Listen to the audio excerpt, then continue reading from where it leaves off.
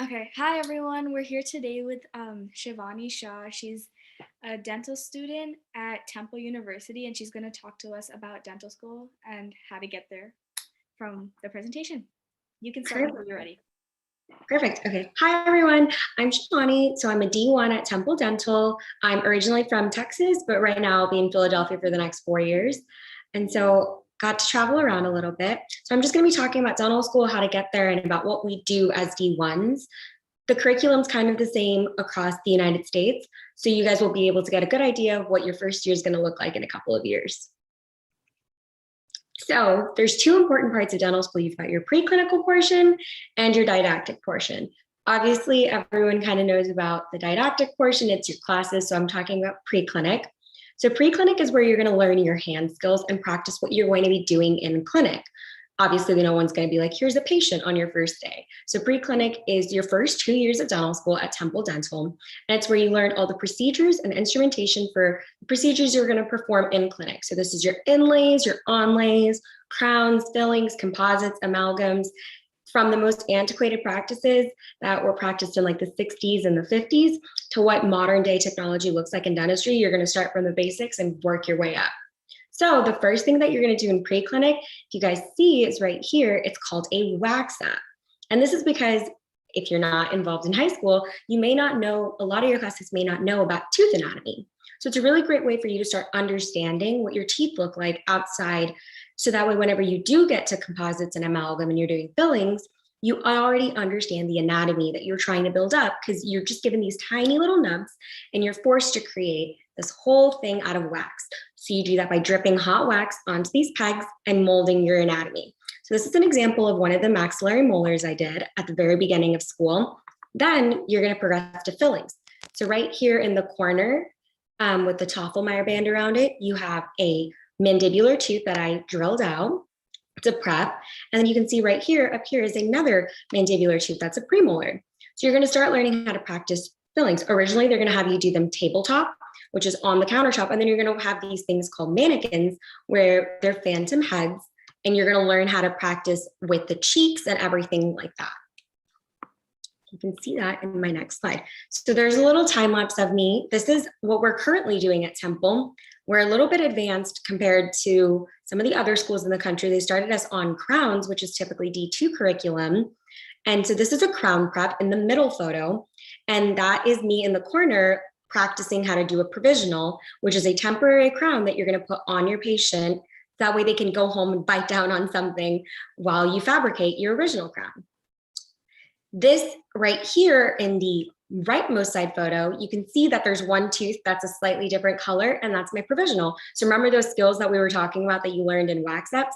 It allows me to make sure that I can perform anatomy. So it's really fun. There's a huge learning curve and a huge drill that you use specifically for crown preps, but there was a learning curve and a lot of work that goes into like getting to this stage. And it's amazing how much you'll see your hand skills improve from day one when you're trying to make your way through a wax up in 3 hours to being able to do this in 3 to 5 hours. And then to D4, where you're cranking these out in 2 hours or an hour. So this is another thing that we did this semester. It's a veneer. So this is a veneer prep that I did on the topmost photo. There's a time lapse of me running around in after hours. So if you don't finish your work during clinic, which most people don't, or if you want additional practice, which most people do, you can go to after hours, which is why I'm in casual clothes, not scrubs. And it allows you to go to school after time, and you have older students or sometimes faculty there to be able to help out. So you can see on the bottom right is my finished veneer. This is a really great way where you're going to start learning about aesthetics and things like that, because obviously we live in a day of social media. So people want their smiles to not only function, but to look good. And so I personally love doing this. I know a lot of our classmates did too. So it's a really great way to also start figuring out what you're really interested in the field of dentistry. Do you like doing fillings for a lot of time, or do you like doing crowns for a lot? Do you like doing veneers? And you might surprise yourself. I didn't know that I'd be interested in this, but I fell in love with it. Then you have your didactics. There's a time lapse of me studying. I spend a lot of my day studying, but you basically take classes your first 3 years of dental school. By the time you guys get there, you'll have what we are now calling the new boards. So the boards are changing, and I will actually be the second year to take them. So they're changing from what they were separate boards into a more integrated board format. So our questions are a little bit different. I will say the biggest thing about dental school that I learned and that you'll see is not to try to like compare yourself to other people. Great lesson to have in high school, great lesson to have in college, is try to like stay in your lane and do the best that you can. I love studying in study groups. At the end, you will find out that there's just too much information in dental school being thrown at you to try and handle it all by yourself. So assigning outlines out to different people or working collaboratively, that also happens in pre-clinic. I'll run around with my prep and my typodont all across pre-clinic being like, what do you think to all my classmates? And it forces you to actually learn how to criticize other people's works, which then in turn helps you learn how to critique your work. And so you learn tips and tricks because different people are trying different things. So it's a great way. Dentistry has a quote, and you guys will hear it when you get there, that there is 1,000 ways to skin a cat. I don't like that quote, but that's the quote they use. And basically, all it means is that people have a different way of doing things. It's really great to learn from your peers. It's a really collaborative experience. Dentistry is. So it's amazing being in a school that fosters that collaborativeness. So if you guys don't know, maybe some of you are new, I just wanted to give you guys a rundown, since you are high school kids, to what you need to do in college on how to get into dental school. You guys are already ahead of the game with the shadowing thing, out here listening to dental students talk and being involved in this field. I didn't really get involved in dentistry until I think freshman or sophomore year of college, so you're way ahead of the curve there. Take your required courses. A lot of schools are starting to change their requirements on what courses they're looking for. So make sure your college offers all of the needed science courses that you guys are going to need to be taken. Some schools are starting to add biochemistry too, when that wasn't originally required, and microbiology, for examples of two of them. I saw that when I was applying, that they were mixing that up. Have extracurriculars that interest you. You'd be surprised at how many things integrate into dentistry, into your hand skills. I personally love doing henna art. Mehndi is like my passion. Love doing it, and those fine-tuned hand skills come in so handy when doing a preparation and a filling, because you want to be conservative. So definitely diversify your preferences. There's a lot of things that are going to help you become a good dental student that you may not originally think would. Take the DAT. That one's a no-brainer. Honestly, it's not as bad as people make it out to be. Just dedicate some time to studying for it. And I have a post on my Instagram that talks to you about dentistry, and follow your own path. This could mean a gap year or working or doing something else before dental school. A lot of my classmates took gap years. I took a gap year, so I graduated in 3 years in college and then took a gap year before I did dental school. Some kids did a 7-year program, and some kids were actually dental assistants before they got to dental school. So it's really great to see that all walks of life come into dental school, and we're all able to help each other out with our past experiences. But that's mainly the gist of dental school. In your day-to-day life, it just is, you go to pre-clinic, you take your classes, and then you come home and you study, and you try to make experiences around that. I know I've loved exploring the city of Philly, and getting some snow in has been so fun. And so I put my Instagram and my phone number there. I know if you guys have any questions whenever you're applying to colleges or about dentistry in general, or wanted to see an example of some more specific work, feel free to reach out to me or ask me any questions right now. Okay, so like the links just went up because there were some problems, but I have a couple questions that I can ask like on behalf of everyone watching. So, Sure. what made you choose Temple Dental? So I actually got the experience to be a postbac at Temple Dental. And like I said, I really didn't know. I knew I was going to do healthcare in like all my life, but I didn't know what aspect of healthcare I wanted to do. I chose Temple because of the clinical portion. I personally would either like to do aesthetics or just general dentistry, both of which don't require a specialization. So I wanted to make sure I got as many clinical requirements in as I could before graduating. And Temple has some of the most stringent clinical requirements in the entire country. You need way more to graduate from here than you do from most dental schools in the entire country, which sounds brutal, and it is, but it's going to prepare you well. It's going to prepare you in the sense where you're going to see a lot of exposure, and you're going to get that exposure at a really young age and not have to go through something like a GPR if you don't want to. Some kids do. And have that experience. Like some schools will require 5 crowns, Temple requires like 30 crowns. So it's like those requirements is just hours under our belt. Also, Temple works in a really underprivileged area in Philadelphia.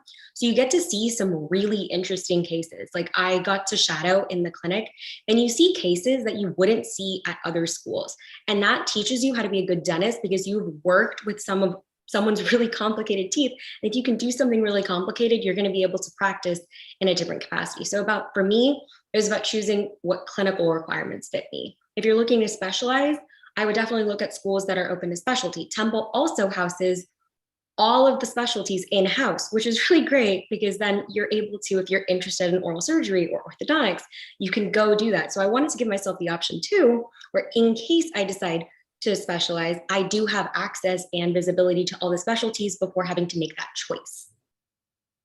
How did you prepare for your DAT? For sure. So I have a whole post on my Instagram where I detail all of this out if someone wants to reference it back to. The Instagram's right there and it's on my story. What I did is I spent a little bit of time during the semester, but I dedicated a month in my sophomore year because I graduated in 3. It would be your junior year for most people. So I dedicated the entire month of June to studying for the DAT. And I basically took it like a class. I would study from 9 a.m. to 6 p.m. with a lunch break and normal breaks in between. And I kind of just did it that way. I used DAT Bootcamp and DAT Destroyer. I'm very comfortable sharing my score now that I'm in dental school. I got a 23. So I did really well on the DAT. And that was really great for me because it took a weight off your shoulders.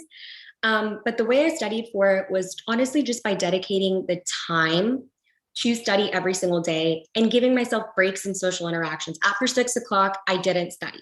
I would go out and do things that made me a person and like just rejuvenate you a little bit. I think the hardest section for me was organic chemistry, and that's just because I'm not good at that. But DAT Bootcamp honestly has a lot of really great resources, and they have a bunch of practice tests that are harder than the DAT. So I would just go through those. I would go through, I think, almost a test after the first week. I would go through a test like every third day and then review what I missed. And then I made like little cheat sheets, which are all on my Instagram highlight story under DAT. If anyone's studying for it, go check those out, download them, save them. I sent them to a bunch of people and they honestly found them really beneficial too. I would go through those sheets and rewrite them and make sure I had those formulas down, make sure I had those concepts down. And then I have a strategy for reading, which was the section I did the best in, that basically I would take it the way you take an SAT passage where I'd write out on my whiteboard what the questions were all about. And then I'd go back and read the passage, which isn't the typical way people do the reading comprehension section, but it worked really well for me. So I did it that way. And I have the like detailed descriptor of how I did that on that post. I don't want to talk too much about it because I wrote it out really well. And that way people can reference back to it if they need to. Okay, sounds good. How did you get into the dental field? So I always knew I wanted to do healthcare. I used to volunteer at like different healthcare camps when I was growing up. I'd always been really interested in the aspect of like taking care of people. And then personally, I was always really interested in making things pretty. I like aesthetics. I like making things look really nice. And I'm a really friendly person. So I wanted a job that kind of was the trifecta of those 3 things that I really think define me as a person. And dentistry just happened to be that. I shadowed a doctor, I shadowed a pediatrician, I shadowed an optometrist, and I shadowed a dentist. So the 3 big ones in healthcare.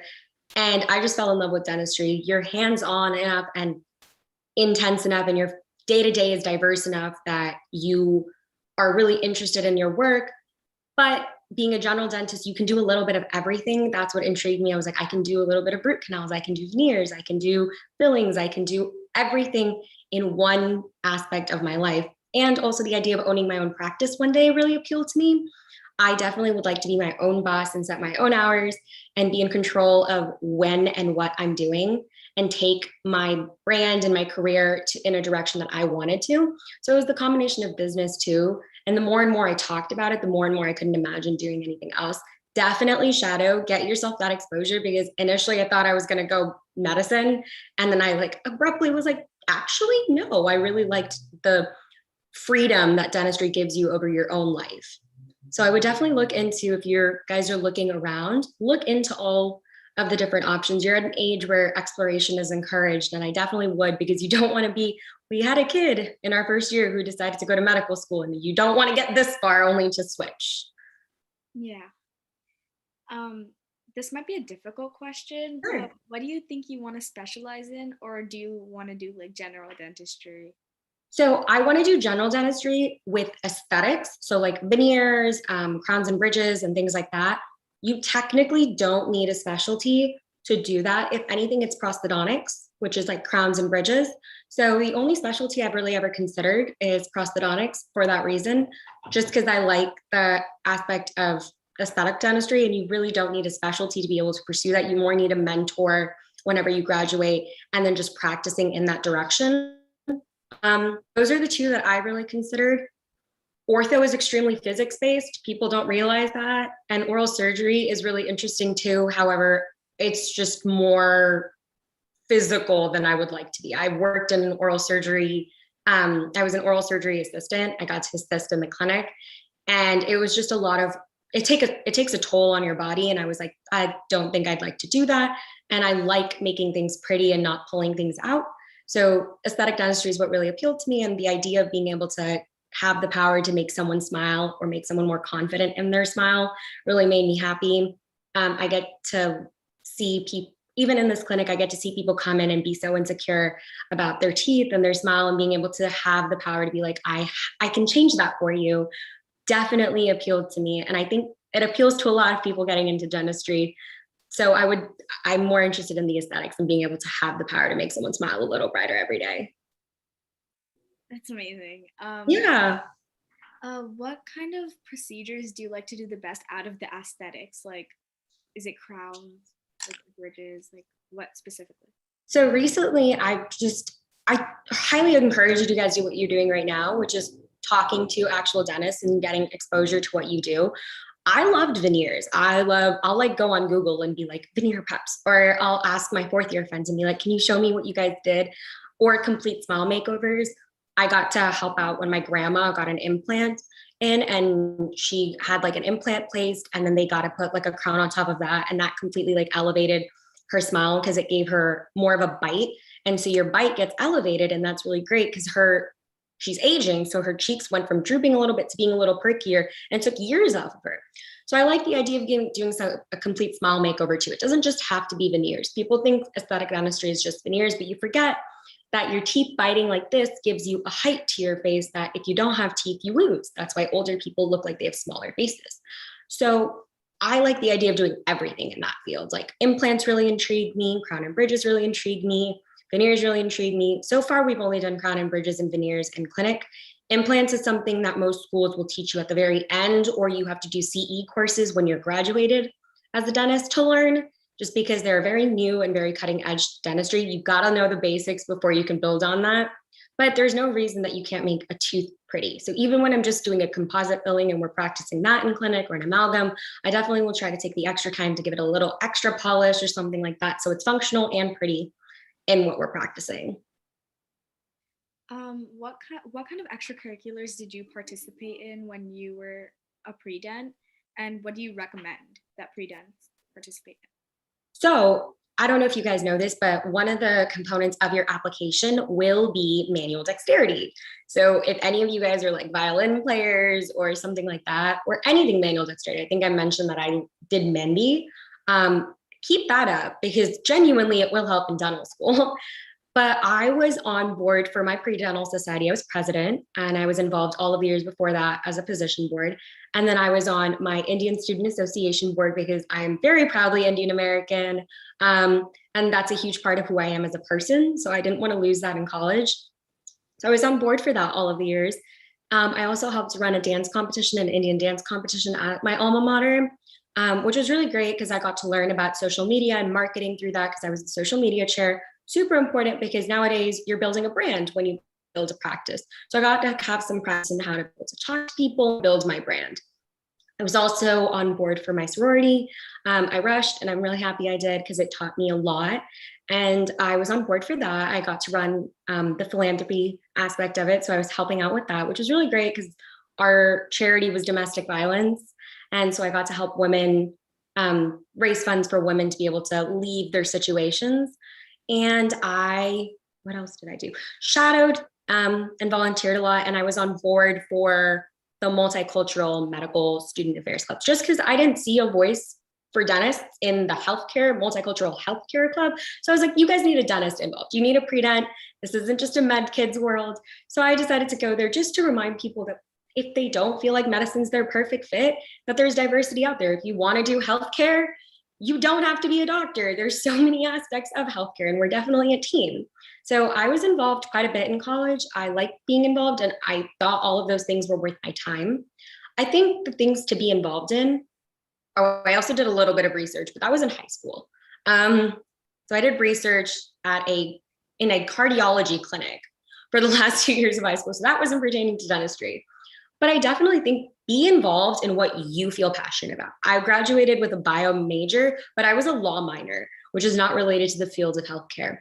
Definitely have healthcare in there, because otherwise, how are you sure that you're going to be in healthcare? Whether that be through volunteering or whether that be through research, that's up to you.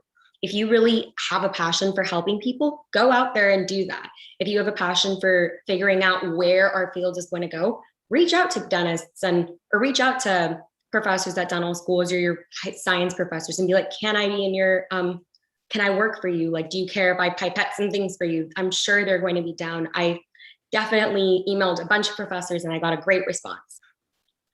I also recommend being involved in something that isn't healthcare related. I feel like something that I've noticed in graduated professionals and something that I think schools are actively trying to fight against is this archetype of a one-dimensional dentist or a one-dimensional doctor, where all people and a huge part of our jobs is patient facing.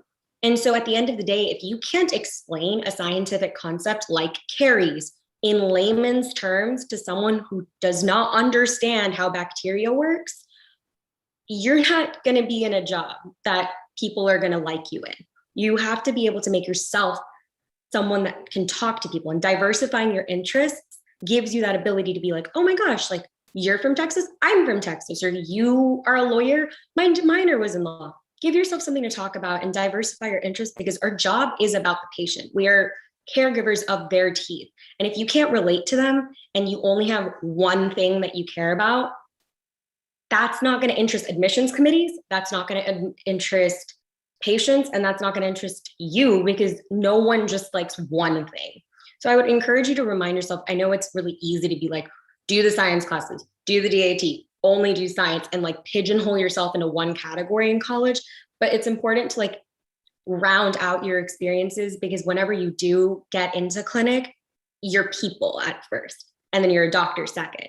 So that combination, I think, is where dentistry is going. And I see healthcare is going. We do a lot of like, once a semester, they have us do this thing where we meet up with all the healthcare schools and they try to get us to like talk and intercommunicate. So the fields of dentistry and the fields of medicine and fields of everything, healthcare, is going in a direction where it's reminding us that we are people first and how to relate to people and their experiences, and try not to make them scared of us, for goodness sake.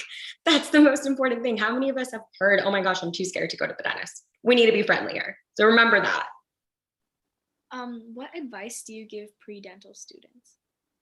I think the advice that I would give, if I had to give myself advice at your age, is try not to get hung up on one thing. If that makes sense, it's like one grade, one bad practice test, one missed event shadowing is not going to make or break you application wise. I promise you that. Definitely, it's a marathon, not a sprint. You're going to do 4 years of undergrad and then 4 years of grad school, so you're in school for quite a bit of time. So definitely try not to burn out. Remember to go out there and experience life, and also study really hard. Find a study method that works for you is so key. Like, if you experiment study methods, find something that works for you. It took me a really long time to figure out what worked for me. And I wish I could have gone back in college and been like, oh my gosh, you were studying in a way that makes no sense for you. And it's just because that's what's working for everybody. So definitely try what works for you. What works for you may not work for someone else. So comparison is the antithesis to growth. So try not to compare yourself either. I know that's really hard to say. I compare myself every day. Try not to compare yourself. If you need to study, study. If that means other people are not, they're not. Or if you're done studying, also know when to walk away. There is such a thing as overstudying, and it's not good for your brain. So I like to use the 8-8-8 method for most days. 8 hours of sleep, 8 hours of studying, 8 hours of other. So that's what I typically do now. Obviously, during exam weeks, that definitely doesn't work out sometimes. Sleep is definitely compromised on, but it's a great way for me to start my day knowing how I'm going to break out my day. I think that's all for our questions. So Okay, thank you so much for presenting with us of and course. watching.